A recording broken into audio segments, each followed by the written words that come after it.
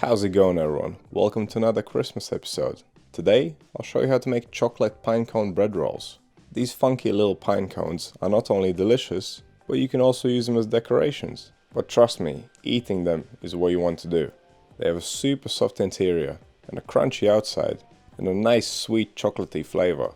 And of course they're super easy to make. So let's get right to it and see what we need. We'll need some strong white bread flour, a bit of milk, yeast, salt, sugar, soft butter, sour cream, or you can use yogurt instead, some cocoa powder and an egg for the dough.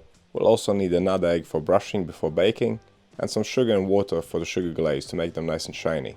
Now onto the equipment. We'll need a tray with some non-stick paper, a bowl, scales, a dough scraper, temperature probe, brush and some scissors.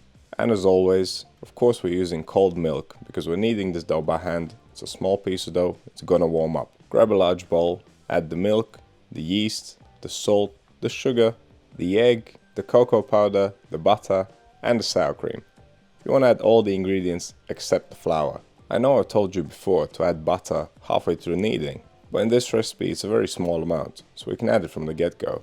Now once your ingredients are combined, mix them well. You want to dissolve the salt and sugar, and also hydrate the yeast and make sure there's no lumps in the cocoa powder. Now add the flour, grab your scraper and mix this to a dough. Mix it in a bowl until there's no more dry flour left. And if the scraper is not doing the job, continue on by hand.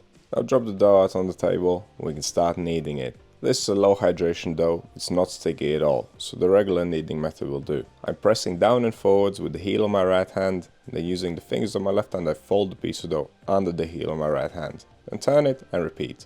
Only 5 minutes of kneading will do for this dough. Should be nice and smooth and uniform. Now we can pop it into the bowl and take its temperature. Around 26 degrees Celsius is just about right for this. And that is 79 Fahrenheit for my American friends.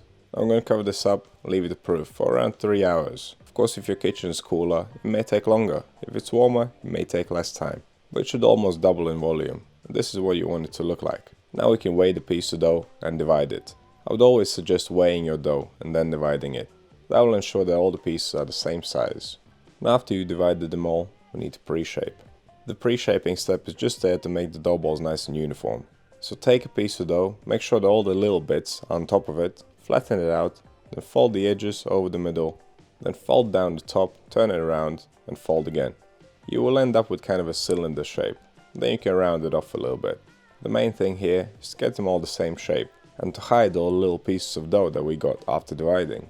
Now after pre-shaping, it's important to let the dough rest before the final shape. At the moment the gluten is tight, so we need to let them relax for around 30 minutes. This will make the dough more stretchy and the final shaping far easier. This is how we're going to do it. Take a dough ball, place it smooth side down on the table, and then flatten it out. And the final shape is quite similar to the pre-shape. Fold in the two edges and then roll it up into a cylinder. Try to pinch the seam together so it doesn't come undone. Don't be afraid to handle the dough. Pick it up, pinch all the seams, pinch all the ends together. It is very easy to work with, so just go for it. And if you think you need to correct it, then do it, don't hesitate. Now once we seal it up, we need to turn it into a pinecone shape. And to do that, we're going to make one end pointy.